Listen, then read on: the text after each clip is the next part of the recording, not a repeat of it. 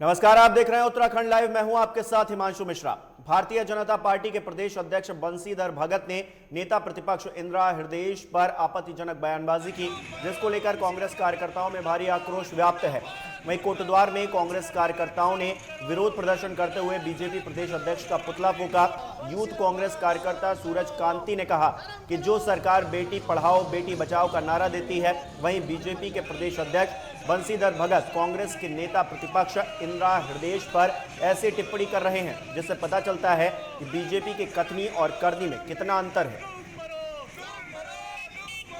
बंशीधर भगत जी का पुतला दहन किया गया क्योंकि बंशीधर भगत जी के द्वारा नेता प्रतिपक्ष इंदिरा हृदयेश जी के लिए जो अपशब्दों का प्रयोग किया गया, जो गलत बातों का प्रयोग किया गया, उससे आम जनता में और मातृशक्ति में काफ़ी रोष व्याप्त है, जिसका हम पुरजोर विरोध करते हैं। और बेटी पढ़ाओ बेटी बचाओ जैसे जो नारे जो वर्तमान समय में यह सरकार दे रही है, इसके चरित्र का पता चलता है कि वर्तमान समय में किस तरीके की चीज़ें इनके मन और मस्तिष्क के अंदर बसी हुई है, जिसका हम पुरजोर विरोध करते हैं। 2022 में होने वाले विधानसभा चुनाव को लेकर राजनीतिक दलों ने अपनी कमर कसनी शुरू कर दी है। काशीपुर कांग्रेस के महानगर अध्यक्ष संदीप सहगल ने बताया कि उत्तराखंड कांग्रेस के प्रदेश प्रभारी के दौरे को लेकर कांग्रेस कार्यकर्ताओं में काफी उत्साह है। उन्होंने कहा कि कांग्रेस के प्रदेश प्रभारी देवेंद्र यादव कुमाऊं के 5 दिवसीय दौरे पर आ रहे हैं। यहां वो कार्यकर्ताओं से सीधा संवाद करेंगे और आगे की रणनीति तैयार की जाएगी। प्रदेश प्रभारी हैं माननीय श्री देवेंद्र यादव जी, उनका प्रथम बार कुमाऊं में दौरा हो रहा है और वो कुमाऊं में दौरा सबसे पहले काशीपुर से हो रहा है। यह हम सब लोगों के लिए एक बहुत खुशी का विषय है। कांग्रेस का प्रत्येक कार्यकर्ता पूरे जोश उत्साह और पूरी ऊर्जा के साथ उनके उत्साह और अभिनंदन की तैयारी कर रहा है। उनके साथ में ही हमारे प्रदेश अध्यक्ष जी श्री प्रीतम सिंह जी, श्री राजेश धर्माणी जी, श्री पूर्व मुख्यमंत्री श्री हरीश रावत जी और नेता प्रतिपक्ष जी, सभी लोगों का कार्यक्रम है। तो कुमाऊं का प्रवेश का द्वार, देवभूमि का प्रवेश का द्वार काशीपुर से उनका आगमन है। हम सब लोगों में पूरा उत्साह है।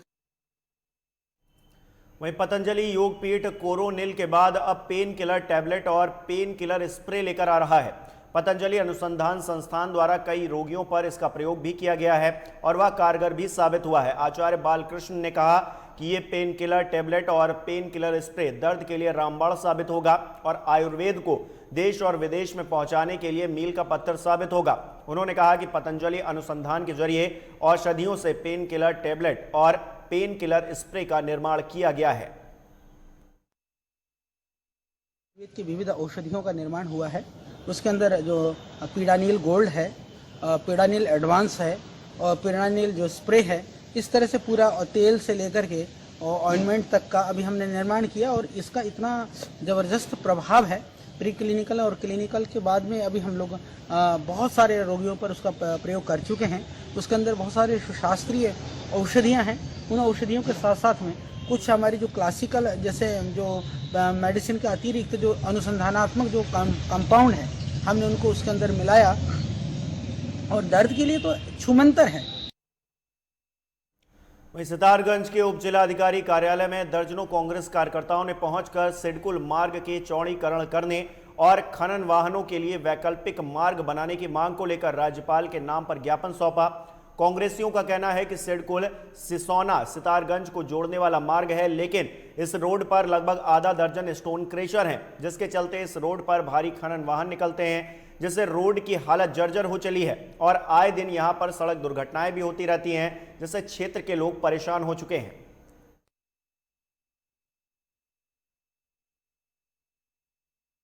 बहुत क्षतिग्रस्त रूप में यहाँ पे बनी हुई है, जिसका बार बार विधायक जी हमारे कहते हैं कि बार बार निर्माण कार्य इस पे होता है, करवाते भी हैं। ऊपर से डंटर पंटर करवाते हैं। पिछले वर्ष कोई इस पे एक छोटे से बच्चे की मृत्यु भी हो गई। आज भी उसका कष्ट हाल में है, बहुत बुरी स्थिति में है। आम आदमी का उससे गुजरना बहुत मुश्किल हो गया है। उसके उपलक्ष्य में हम यहाँ पहुँचे। अपने सितारगंज से सिडकुल होते हुए हल्द्वानी को जो मार्ग है, मेन रोड है, इसमें इतने गड्ढे हैं, इतनी रोड खराब हो चुकी है कि आइंदा कोई ना कोई घटना होती रहती है। तो ये भाजपा सरकारों कतई शुद्ध नहीं है। कांग्रेस के समय में यहाँ उद्योग लगाए गए, सड़कें बनाई गई, जो बाढ़ की स्थिति थी उसको भी नदी में जो भी अपने पिचिंग लगानी थी उस टाइम कांग्रेस सरकार ने लगाई थी। आज भाजपा सरकार इस रोड को भी नहीं बना पा रही है। ऐसी निकम्मी सरकार है, ये बिल्कुल इनको कोई मतलब नहीं है दिन दुनिया से। हर टाइम जो है अपने वहां बैठे वाहवाही लूटते रहते हैं। इन्होंने कभी जनता के बीच में कोई विकास कार्य नहीं करना होता है। वहीं सितारगंज में खालसा डंपर एसोसिएशन के अध्यक्ष के नेतृत्व में भी दर्जनों वाहन मालिकों ने मार्ग के चौड़ीकरण करने और वाहनों के लिए वैकल्पिक मार्ग बनाने की मांग की। इसके साथ ही उप जिलाधिकारी कार्यालय पहुंचकर मुख्यमंत्री समेत क्षेत्रीय विधायक और आला अधिकारियों को ज्ञापन सौंपा। वाहन चालकों का कहना है कि सिडकुल सिसोना मार्ग सितारगंज को जोड़ने वाला मार्ग है, जिसका चौड़ीकरण किया जाना जरूरी है। वहीं क्षेत्र के बंद पड़े खनन स्टॉक को खोला जाए, जिससे वाहनों का ट्रैफिक कम हो सके। माननीय एसडीएम साहब द्वारा माननीय मुख्यमंत्री जी को, माननीय डीएम साहब को, माननीय क्षेत्रीय विधायक जी को, लालकुआं विधायक को एक ज्ञापन सौंपा है, जिसमें हमने सितारगंज से लेकर चोरगलिया तक 4 लेन की मांग की है। और साथ ही हमने आगे सरकार द्वारा जो स्टॉक थे वो बंद कर दिए गए हैं।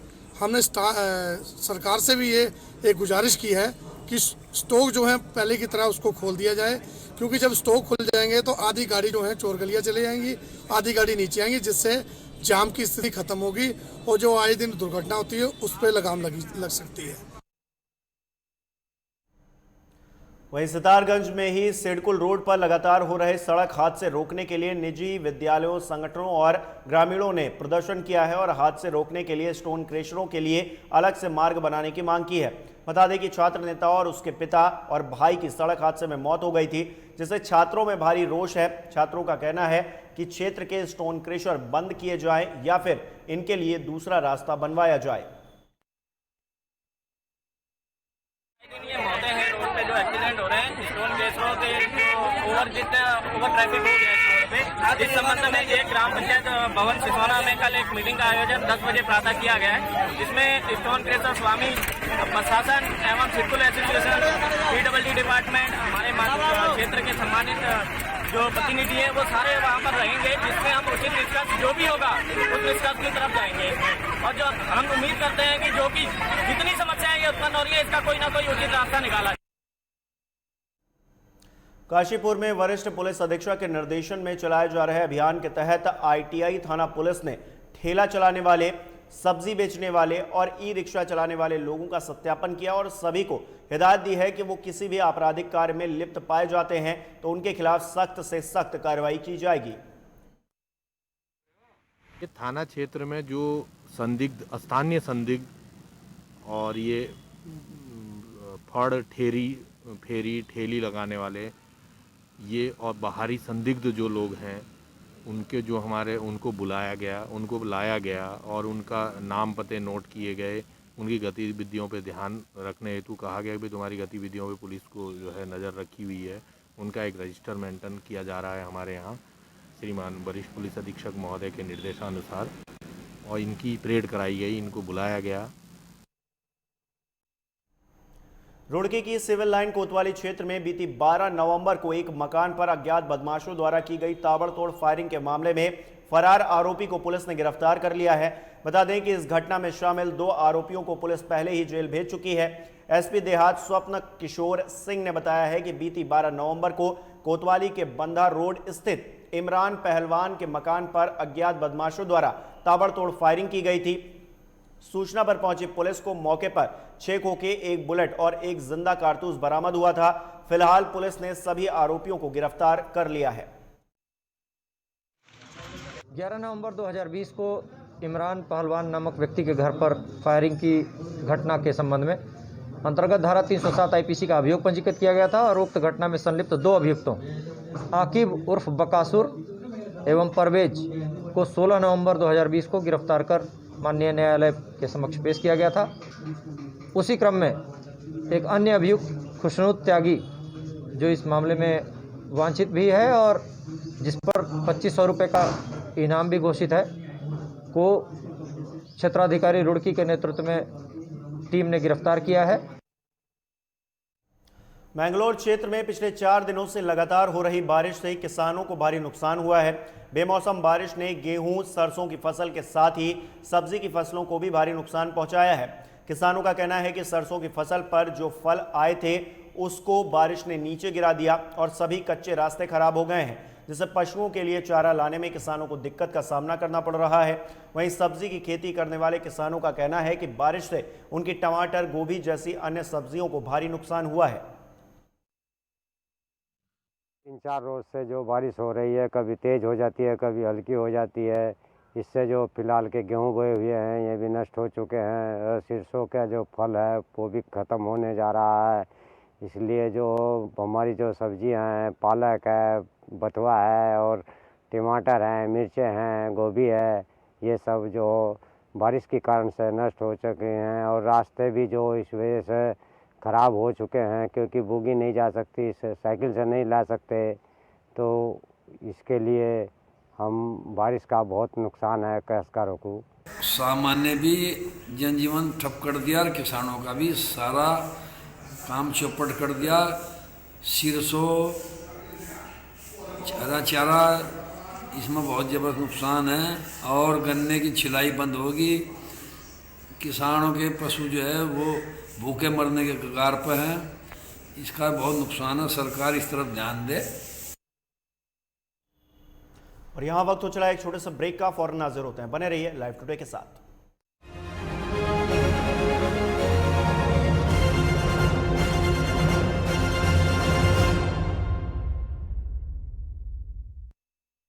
वारदात की तह तक होगी पड़ताल, जुर्म की हर दास्तां होगी बेनकाब, हर अपराधी का होगा पर्दाफाश। देखिए क्राइम फाइल्स सोमवार से शनिवार रात 10:30 बजे सिर्फ लाइव टुडे पर। आपकी आवाज, आपकी ताकत, आपका अपना न्यूज चैनल लाइव टुडे अब उपलब्ध है ZEE5 पर।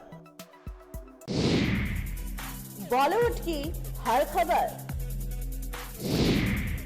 फिल्मी सितारों का सफर,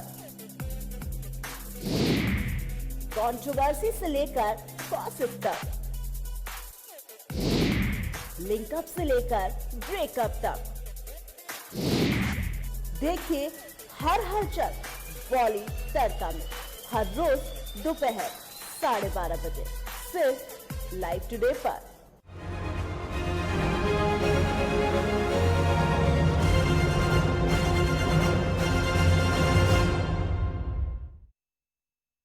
ब्रेक के बाद आपका एक बार फिर स्वागत है। कोविड के साए के बीच में हरिद्वार में कुंभ की तैयारियां जोरों पर हैं। आस्था के मेले के लिए हर की पौड़ी से लेकर पूरी कुंभ नगरी का कायाकल्प किया जा रहा है। इस बार ग्रीन क्लीन कुंभ की थीम पर कुंभ का आयोजन किया जा रहा है।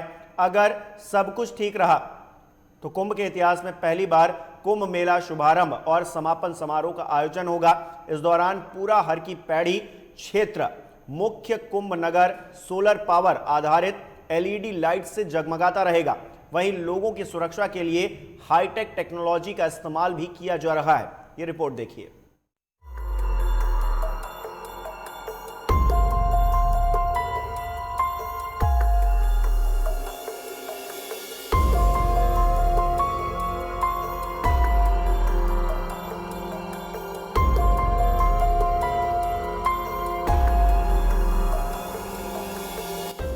साल 2021 में कोरोना वायरस संकट के बीच हरिद्वार का कुंभ मेला 14 जनवरी से शुरू होने जा रहा है,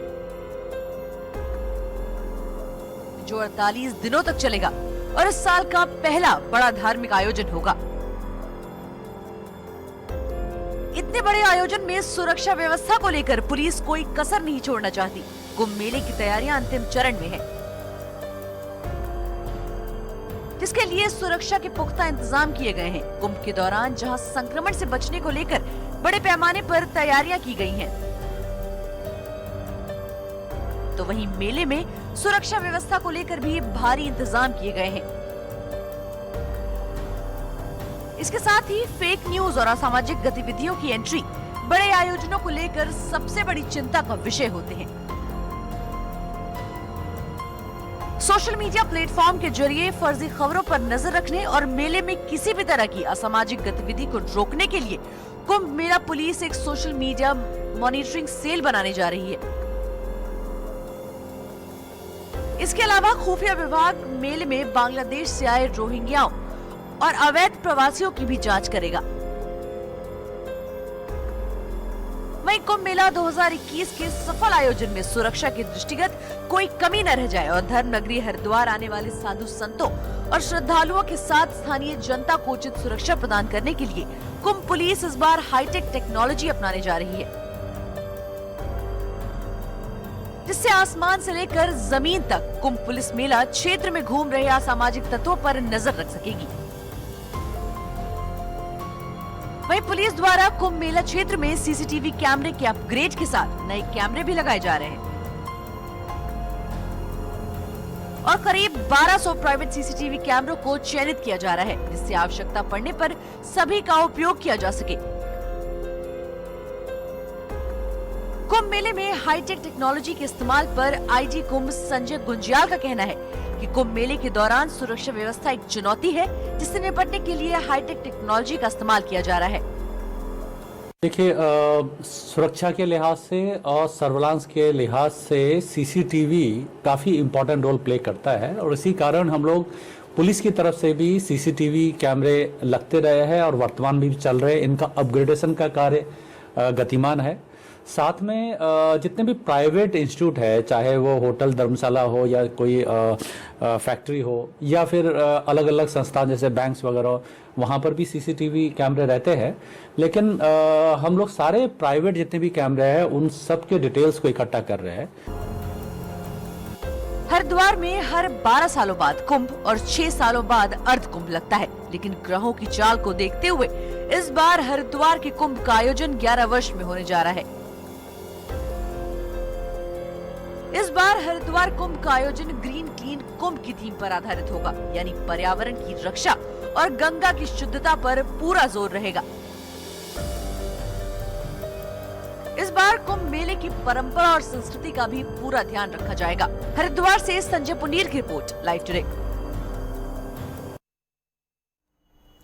वहीं कुंभ मेला जैसे जैसे नजदीक आ रहा है, वैसे वैसे ही हरिद्वार में हो रहे अवैध अतिक्रमण को हटाने का काम भी तेज हो गया है।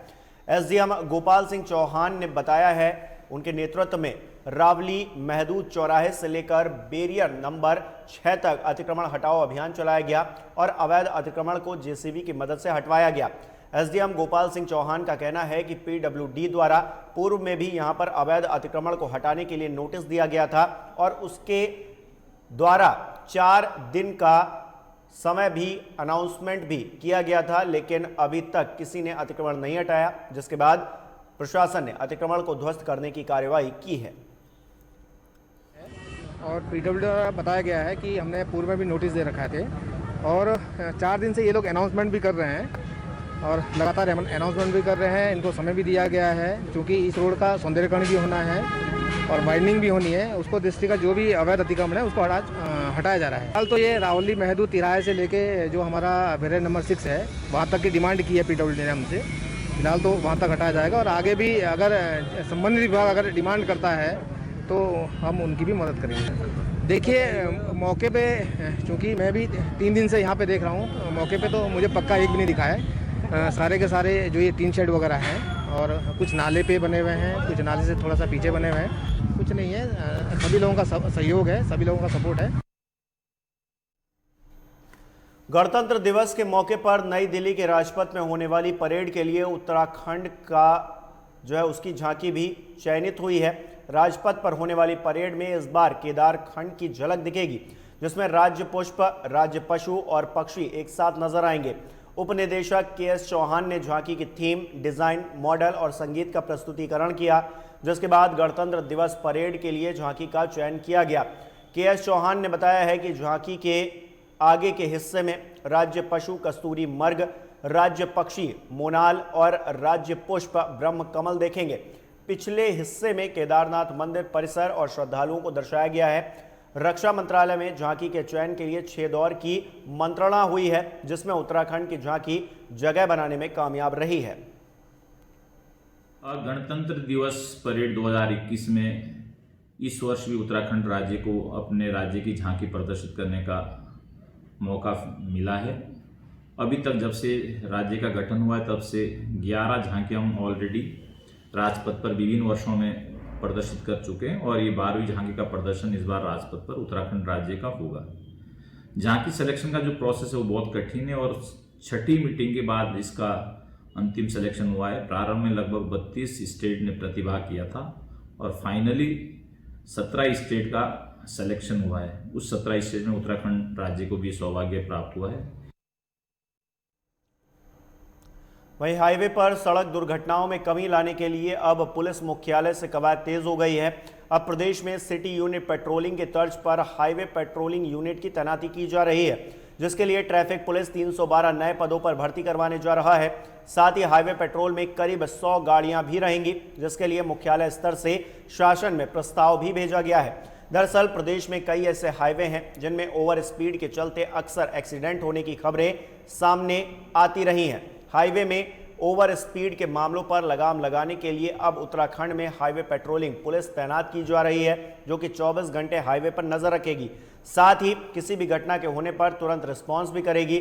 हाईवे पेट्रोलिंग यूनिट सीधे डायल 112 के साथ 108 से कनेक्ट भी रहेगी, जिससे किसी भी इलाके में कोई भी दुर्घटना होती है तो रिस्पांस टीम के तहत हाईवे पेट्रोलिंग पुलिस काम करेगी। ये पेट्रोलिंग यूनिट मैदानी इलाकों के साथ साथ पहाड़ी इलाकों में भी काम करेगी।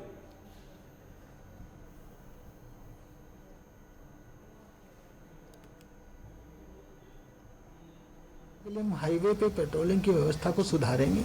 यूपी ने तो पूरा डायल 100 में हजारों गाड़ियां ली हैं। हमारा टारगेट है कि किसी तरह हम 100 गाड़ियां हम हाईवे पेट्रोल में कर दें, तो उसका सड़क दुर्घटनाएं रोकने में मुख्य जो है भूमिका रहेगी। हमने शासन से भी अनुरोध किया है। मुझे विश्वास है आने वाले समय में हमारी सड़कें और सुरक्षित होंगी। मैंगलोर के उत्तम शुगर मिल का उत्तराखंड किसान आयोग के अध्यक्ष राकेश राजपूत ने औचक निरीक्षण किया। निरीक्षण के दौरान शुगर मिल में शौचालय समेत पेयजल को लेकर कई खामियां मिली, जिस पर किसान आयोग के अध्यक्ष राकेश राजपूत ने नाराजगी जताते हुए सभी खामियों को दुरुस्त करने के निर्देश दिए हैं। वहीं किसानों से जुड़ी समस्याओं का समाधान करने के निर्देश भी दिए हैं।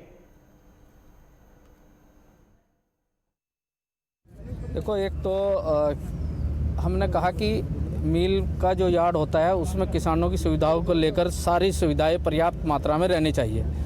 और इसमें सबसे बड़ी खामी है कि पूरे भारतवर्ष में भारत सरकार के द्वारा स्वच्छता अभियान चल रहा है और उसी में यहाँ पे शौचालय नहीं पाए गए, और शौचालय अगर है भी तो वो बहुत बदतर स्थिति में है। इसलिए मैंने कहा भी है कि तुरंत इस शौचालय का एक अच्छा निर्माण हो, जिससे कि यहाँ के किसानों को शौचालय की व्यवस्था अच्छी तरह से मिल जाए और स्वच्छता अभियान को, जो स्वच्छता अभियान देश में चल रहा है, उसको ठेस ना पहुँचे। कृषि बिल को लेकर काफ़ी किसान जो हैं दिल्ली में भी धरना दिए हुए हैं, तो क्या कहना है आपका इस बारे में? देखिए, कृषि बिल के बारे में मैं कह सकता हूँ कि कुछ वहाँ के, अगर मैं ये कहूँ कि एक प्रदेश के ही किसान अधिकतर हैं और उनके पीछे भी जो काम करने वाले लोग हैं वो वामपंथी लोग हैं। और मैं कह सकता हूँ पूरे देश में कम से कम 60-70 करोड़ किसान होंगे, उनकी भी सहमति चाहिए उसके लिए, क्योंकि जिन लोगों को, किसानों को उसका लाभ मिल रहा है और वो उस कानून के समर्थन में अपना समर्थन जाहिर कर रहे हैं, तो हम चाहते हैं कि पूरे देश भर के किसानों की इच्छाओं का आदर होना चाहिए और सरकार उसके लिए कटिबद्ध है। और इसी के साथ उत्तराखंड लाइव में इतना ही। नमस्कार।